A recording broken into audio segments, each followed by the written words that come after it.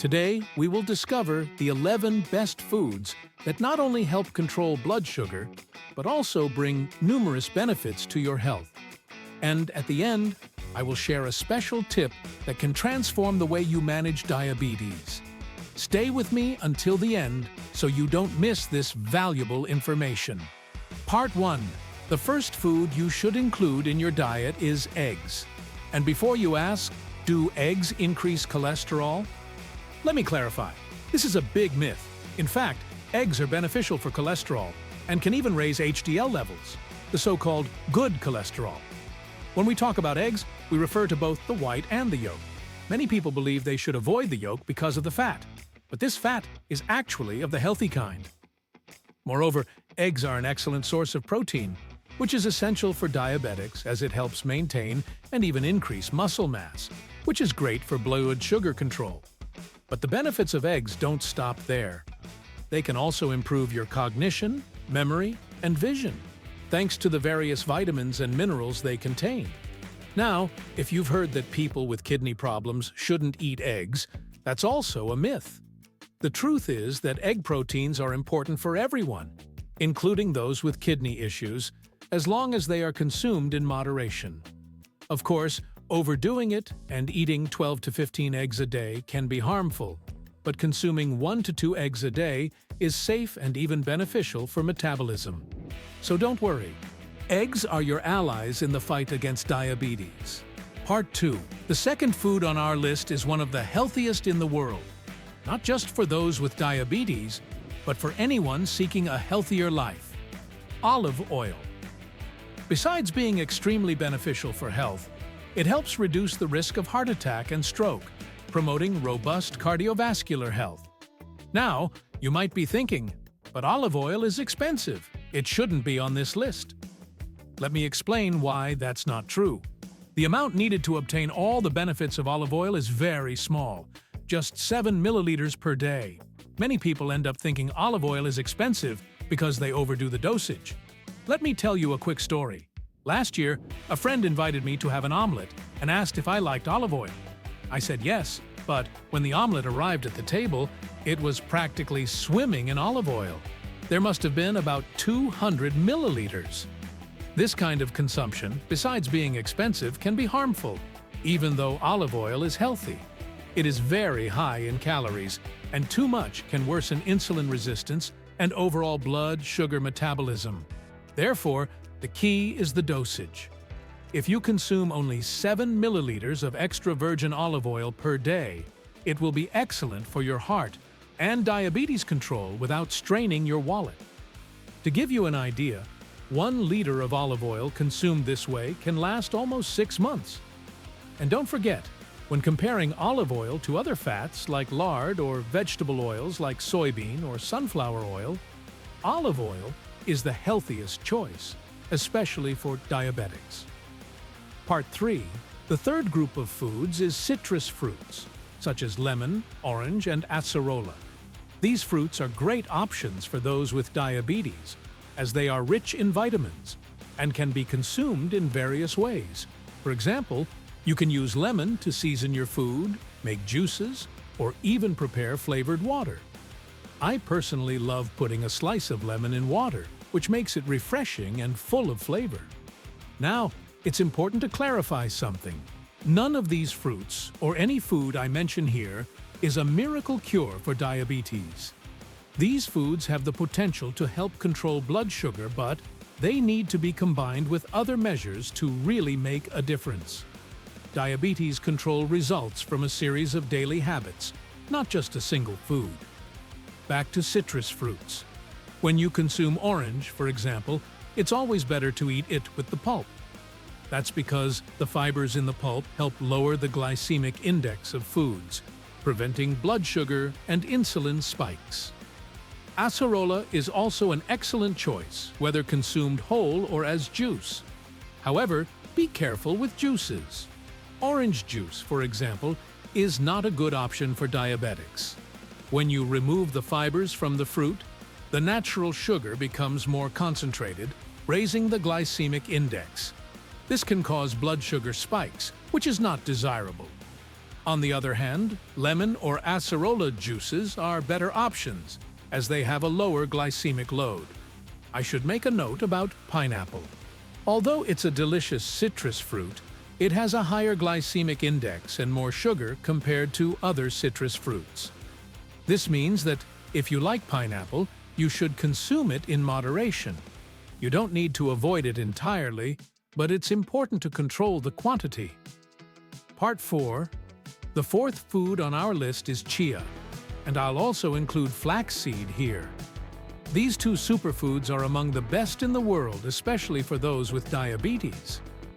Both are extremely rich in fiber, which plays a crucial role in slowing down the absorption of carbohydrates and helping to increase satiety. In other words, you'll feel full for longer and, consequently, eat less. Even if you have diverticulosis, chia and flaxseed can still be consumed. Many people ask, if I have diverticulosis, can I use flaxseed? Not only can you, but you should. The fibers in these foods not only help reduce the risk of colorectal cancer and protect the intestines, but they can also prevent diverticulitis flare-ups. However, if you are experiencing an acute diverticulitis flare-up, then yes, you will need to avoid chia and flaxseed temporarily. Another benefit of chia is that it contains a type of healthy fat that can improve cholesterol levels as well as reduce the absorption of sugars and the glycemic index of meals. This means your digestion will be slower and more controlled, helping to keep your blood sugar levels stable. Now, many people ask about oats. If you compare oats with white flour, oats are undoubtedly the better choice. However, when compared to chia and flaxseed, oats fall short. This is because, although oats are also rich in fiber and benefit the intestines, they are composed of about 65% carbohydrates, and those carbohydrates turn into sugar in your body. Therefore, even if you don't add sugar or honey to your oats, as some people do, you're still consuming a significant amount of carbohydrates. If you have the option, choose chia and flaxseed, which offer all these benefits without increasing your blood sugar. Part 5. Before we continue with the next food, I want to take a quick pause to ask you, are you enjoying this video? If so, don't forget to click on like. If you think this content is relevant, your like helps the system understand that this video contains important information and spreads it to more people. Now, let's continue with our list. Number 5 on our list of excellent foods for diabetics is fish. Fish are a fantastic source of protein and healthy fats, two essential elements for blood sugar control. Therefore, it's a great idea to include fish in your regular diet. And here, I'm not just talking about tuna and salmon, which can be expensive in some regions. The idea is to consume the fish that you have access to, such as herring, sardines, cod, or any other fish available in your area. By consuming fish, you're taking in a lean source of protein, which is highly beneficial for those with diabetes. Of course, if you have access to salmon or tuna, these are excellent choices, especially because they're rich in omega-3s, which protect the heart, something even more important for diabetics. But don't limit yourself to just these. Any fish you can add to your diet will bring significant benefits. Number 6 on our list is avocado. Several studies have proven the health benefits of avocado, especially for those with diabetes. This is because avocado is low in carbohydrates and rich in healthy fats, like monounsaturated fats, which help improve cholesterol levels. To give you an idea, a serving of avocado, about 120 grams, contains only 2 to 3 grams of carbohydrates, which is excellent for blood sugar control.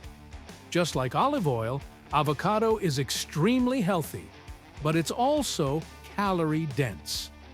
Therefore, consuming a daily portion of 100 to 120 grams will provide benefits without adding excess calories to your diet. Number 7 is red-colored fruits, such as strawberries, cherries, and red apples, which are particularly interesting for diabetics. These fruits have a low glycemic index and a reduced glycemic load. meaning they won't significantly raise blood sugar levels. Many people ask about watermelon and whether diabetics can eat it. The answer is yes. Although watermelon has a slightly higher glycemic index than other red fruits, its glycemic load is low because it contains fewer carbohydrates per serving. Additionally, about 90% of watermelon is composed of water, making it a refreshing and safe option. Red fruits are also rich in antioxidants that fight free radicals and have anti-inflammatory properties. There are several studies that prove the benefits of these fruits. And the myth that diabetics can't eat fruit is just that, a myth. Not only can you, but you should include these fruits in your diet. The key is not to overconsume them. Part 8. Number 8 on our list is legumes, with a special mention for beans. Beans are an excellent source of protein, and although they contain carbohydrates, they are rich in fiber, making them a great food for blood sugar control. Additionally, beans are an affordable and economical option. Other legumes worth highlighting are radishes and eggplants. Eggplant in particular should be consumed with its fibers, which help regulate blood sugar levels. Here, we're talking about eating eggplant, not drinking eggplant juice. When consumed this way, it offers a type of fiber that is very beneficial for diabetics. Cauliflower and broccoli are also excellent legumes for those with diabetes. Some people worry about the idea that cruciferous vegetables like broccoli and cauliflower might harm the thyroid. However, this concern is based on studies conducted on rats that consumed large quantities of these vegetables daily. When these studies were replicated in humans, the same issues were not observed. The reality is that you're not going to eat only broccoli every day, in large quantities, right? So you can consume broccoli and other cruciferous vegetables with peace of mind, knowing that they not only do not harm the thyroid, but are also rich in nutrients that benefit your health. Let's move on to number 9 on our list: nuts. Cashews, Brazil nuts, pistachios, macadamias, hazelnuts, and almonds are foods that not only help control blood sugar, but also have anti-inflammatory properties. Additionally, they are low in carbohydrates and rich in healthy fats, which help improve cholesterol levels. However, since these nuts are rich in fats, they are also more caloric. Therefore, it's important to consume them in moderation. 2 walnuts or 2 cashews per day are enough to obtain essential nutrients like selenium and zinc, which are even crucial for thyroid function. So, include nuts in your diet, but always in moderation. Part 10. Number 10 on our list is coffee. And I'm a big fan. I drink coffee every day, and it has great anti-inflammatory potential. There's a very interesting study that compared people who drank up to 4 cups of 200 milliliters of coffee per day with those who didn't. The results showed that those who drank coffee had a 33% lower chance of developing type 2 diabetes. Coffee, therefore, is an ally of your metabolism. It's important to pay attention to the dosage. Up to 4 cups of 200 milliliters or 4 doses of 50 milliliters of espresso per day are considered safe, as each cup of coffee has about 100 milligrams of caffeine. The safe dose of caffeine is up to 400 milligrams per day. Part 11. And last but not least, we have number 11 on our list: leafy greens. Lettuce, arugula, kale, spinach are all excellent for diabetics. Besides being rich in nutrients, these foods are accessible and help improve metabolism. Now that you know these 11 amazing foods, tell me, how many of them do you already consume regularly? Write in the comments, and also let me know which city or part of the world you're watching this video from. I always love to know. And before you go, I have a video suggestion for you. Check out our video on the 9 best foods that don't raise blood sugar. I'm sure you'll find it useful too. A big hug, and see you next time.